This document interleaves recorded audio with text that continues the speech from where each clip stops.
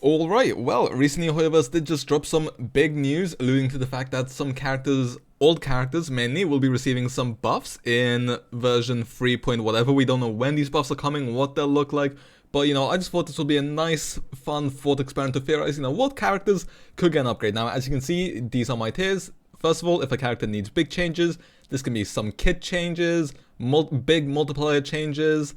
Then we have needs some changes, so this could be like maybe some quality of life improvements, maybe a few minor reworks, maybe a few multiplier increases.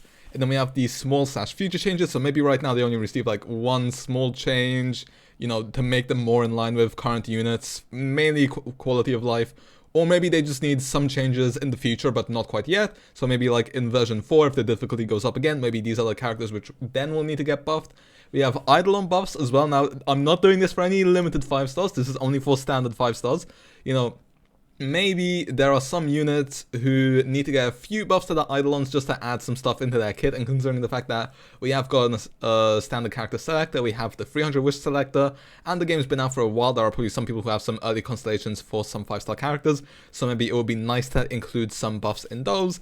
And then finally we have the characters who need no changes whatsoever, and the way we're going to start off is we're going to be going through all the characters who don't need changes real quick just to speed this up.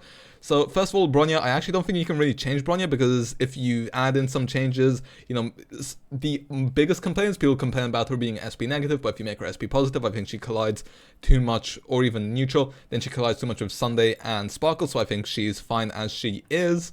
Next up, what other characters do not need changes? I actually think Fu Xuan doesn't really need many changes. She's still a pretty solid sustain. I don't actually own her though, so maybe like small future changes, probably nothing yet, but like if enemies start hitting harder in the future, then maybe she can get like slight damage reduction increases, but I'd say for the time being I would go for no changes.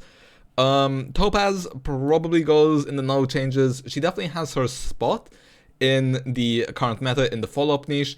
Some might say maybe a few small changes, maybe give her like an extra debuff, something like that, just as she synergizes a bit more with Ratio. Maybe she's a bit better with Fei Xiao, but I feel like she's so good with Fei Xiao that she doesn't really need any changes at the moment. Huo has a pretty comprehensive kit. She's best in slot sustain for some characters, so she doesn't need any changes. Ruanmei, Super Break Queen, doesn't need any changes. Black Swan, some people say, Dot's a bit weak, but I don't think Black Swan is a problem, so I don't think she needs any changes. Maybe make some of her Arcana easier to stack without Eidolons, but I don't think they would do that, so I'm just going to keep her in the no changes. Sparkle, although she's a niche support, I don't think there's anything wrong with being a niche support, so I think she can stay in the no changes. Acheron, obvious. Aventurine, obvious. Boothil, probably not. The thing is, Boothil isn't doing too hot right now, but that's mainly because of the AoE meta. But if you have, even if you have the most free-to-play team where the only standard 5-star you have, the only limited 5-star you have is Ruanmei, and then you put them with either like a Bronya or a Harmony Trailblazer, and then like a Gallagher, he'll still perform decently. Not as good, but it will be serviceable when we're back to a more single-target meta, although who knows when that's going to happen. Robin, one of the best buffers in the game, doesn't need. Firefly, one of the strongest units, doesn't need. Jade, works pretty comprehensively, I think. I feel like she's only going to get better in version 3 with how much erudition we're seeing right now, so I think for the time being, Jade doesn't really need any changes. Jiaocho, his kit makes sense. Yunli, kit makes sense. Fei Xiao, one of the strongest DPS in the game. Lingsha, top 2 healer in the game. Rappa, I did just recently do a tier list for Star Rail, maybe even better than Firefly. I'm still not decided who I think is better. I feel like they both have their place, but maybe right now Rappa's a bit better, but maybe in the future when there's less AoE, maybe Firefly will be a bit better. I don't know, I'm not here to start that discussion. And then Fugue, Sunday, 2 newest characters, don't need any changes. And that leaves us with these characters. So now we're just going to go down the line and place them in their respective tier, and we're going to be starting off with Himiko. Himiko, I think, could get either a small or a future change. She's still one of the best pure fiction units. I don't think she needs to get any better in Memory of Chaos or Epoch Shadow. She's a standard character, so I feel like it's fine if she just has one game mode where she thrives in. Obviously, you can run like a Super Break Himiko if you want, but I just feel like there's better options for that. I'd say you're better off just running a Hyper Carry Super Break Lingsha. If I were to give her a small change, it would maybe be increase the let her stacks like kind of overstack. So instead of maxing out at 3 out of 3, maybe it maxes out at 4, 5, or 6. 6 would probably be too big of a buff. Maybe 4 right now, maybe 5 in the future. I feel like that would make her more in line with current characters, because starting off from Acheron onwards, most characters do kind of have like an overstacking mechanic. So I'd say Himiko belongs in that tier. Welt, Wealth is basically useless for the most part. I feel like he does need some pretty major changes. I mean, maybe if you released a character who benefits from enemies being slowed and imprisoned, then actually maybe he wouldn't really need any changes. So maybe what he needs is a future unit, although I don't know if that future unit's coming anytime soon, so I'd say, he probably needs some pretty decent kit changes. I make him go either DPS or... Although I would rather you make him just go into like a more of a niche support. He already is a niche support, but the problem is he's a bad niche support. Maybe make him like an okay niche support. So yeah, those are my thoughts right now. Clara, she's actually doing pretty well for herself. Small / future changes, maybe, nothing major. Japad, I think, the obvious answer is, oh, give him a bigger shield, but I actually don't think that should be very necessary. I think that it's fine if we keep him as he is, so I'd say maybe like an Eidolon buff, maybe, because I'm not gonna lie, his Eidolons are almost so useless. They mostly relate to his skill and freezing, which, you don't really want to do that because you normally want your sustain unit to be SP positive. So I'd say maybe on like one Eidolon you give him like slightly better energy regeneration, maybe like, I don't know, 5% better energy regen. I don't know how that affects his rotations. Maybe for another one he increases shield strength, or maybe more shield, maybe like like an E4 or something like that, and then like E1, E2 can be more energy. That's what I think. Bailu, same thing to Japad, sustainer. The problem is if you give Bailu in her base kit a cleanse, that might be slightly problematic, but maybe you could give her like on her E1, her ultimate will cleanse all allies, or maybe on her skill, the first bounce will cleanse an ally. That could work as well. And then maybe like make her E4 or something, like, you get one extra skill point whenever you ult in case you had to emergency heal, so it doesn't ruin your skill point economy. Yanqing definitely needs big changes. I'd say either remove or change his mechanic, which takes him out of his buffed state. Maybe instead of... So either fully remove it, or maybe make it, if he falls under 50% HP, that's when his buffed state ends. And then he just needs, big multiplier increases, stuff like that. Follow-up attack being random shouldn't be like that. So yeah, he definitely needs some big changes. Zila, I'd also say needs some big changes. I think there's two ways you could go. You could either change Resurgence, because Zila's biggest problem right now is she needs to kill things to get Resurgence and then go again. I feel like there's two ways you could go, like I said. Either multiplier increase, although that's slightly boring, I'm not gonna lie, or you could do for maybe like a minor increase in her multipliers, but I think most interesting would be, for example, Resurgence will trigger if you deal 50% of an enemy's HP bar, like what it's worth. So it's, for example, say you skill, get them to 49% HP, you get Resurgence, you can kill them, or let's say the enemy's on 80% HP, you deal 50% of their HP bar, you get Resurgence again. It shouldn't double stack, so like if you get them to 49% then kill, you shouldn't get Resurgence again. That would probably be too busted, but I feel like that could be a more interesting mechanic. So yeah, those are my thoughts. Zila, either a big multiplier increase or 50% so she can trigger Resurgence more often, either by killing things or by getting them to half health.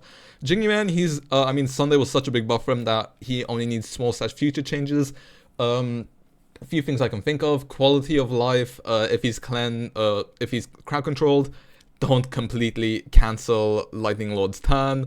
Maybe the way Lightning Lord hits can be a bit random sometimes. I don't know if you want to change that. I don't know if you want to touch that, which is why I'm saying probably future changes, nothing right now. Silverwolf is another character who needs big changes, and I think the biggest one is her weakness implant. I think if you want her weakness implant to work, you either make her skill work in a way where you get to select one of your teammates' element to apply, so you just press skill, choose a teammate, and then it will take that teammate's element and then maybe inflict it on the enemy depending on your effect hit rate. If you have high enough, then it's a guaranteed chance. Or maybe you can do like first slot gets their weakness implanted, but then you could do that. One might say that's too restrictive, but then maybe if you choose the element, then maybe she's too busted. But then again, we have characters like Firefly Boothill, who just implant weaknesses anyway, so I think there's nothing wrong with giving her like a two-stage skill where you choose your ally's weakness and then you implant it on the enemy. One might say that because her defense reduction is single target, some people would say make it a blast attack. I think probably not. I feel like Silverwolf, I feel like she's for the hunt characters, if I'm being honest. You could make it a blast attack, maybe the main enemy receives more defense shred than the two adjacent enemies, or what you could do is you could just increase her defense reduction, or you could give her like keep her defense reduction, but then maybe give her like 5 or 10% defense ignore. you know, those could also work. You know, she needs some big changes, both in the terms of how her skill works, as well as probably some bigger numbers on her defense reduction, because, I mean, the main team you'd probably play her with is Akron right now, and there's little reason to play Silverwolf over Akron unless you're playing against one enemy who has a big hit bar, because Silverwolf does have better debuffing potential than Pale for the most part, unless there's multiple enemies, and also if they're not lightning weak. So those are the only case scenarios where I can think Silverwolf is better. Next up we have Luocha. Luocha I still think is a decent character at his core. Me personally, I'd say he probably needs some changes. Nothing major. I'd say the biggest problem that Abundance faces right now is what good is having your character at full HP if they get one-shot. For example, the bug in Apex Shadow, it can one-shot you sometimes. Sometimes enemies will just combo attack so often that, you know, your characters will just die. So I feel like Luocha needs a mechanic where he can increase your team's HP bars, like an overheal mechanic, basically. Like I said, I'm not going to be doing the numbers for this because there's so many characters I want to discuss, but I feel like Luocha needs to have some sort of overheal mechanic similar to, I think he has a shield on one of his Eidolons. I feel like, you know, just do something similar where it just increases their max HP, which can actually be a nice buff to Blade. And speaking of Blade, and also any HP scaling characters in the future, Blade, you know, some people say he needs big changes. I actually, although Blade's one of the worst DPS right now, which it hurts me so much to say as a Blade main, I actually think he only needs some changes. I think he only needs some multiplier increases, but then what he needs most is he needs a good support. Because why are people calling Robin his best support?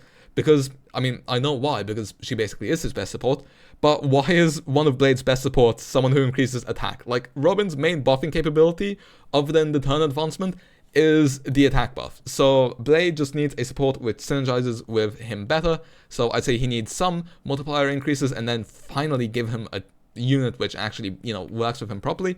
Next up we have Kafka, who I'm only going to put in small/future changes.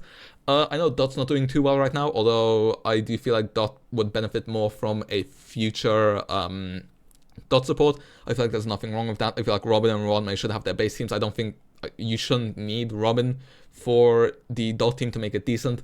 You know, I feel like probably a character who can stack Dot, they probably don't need to trigger it, just buff it and stack it. That's what I would do for a Dot support. But then maybe you can slightly increase Kafka's, I mean, I guess they are her multipliers. Like the percentage of Dot that she deals whenever she detonates them.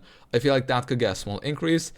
Dunhung, small/future changes right now. I feel like he's doing hotter than characters like Zila and Blade. Not as good as Jingyuan right now, but I feel like Dill's time is slowly fading out. I feel like Dill could be a character who just receives more forms in the future, although I do really like the Imbiber to Lune form, so I feel like in the future it would be nice to give it some buffs, although I don't know what you would do other than maybe give him like some minor multiplier increases.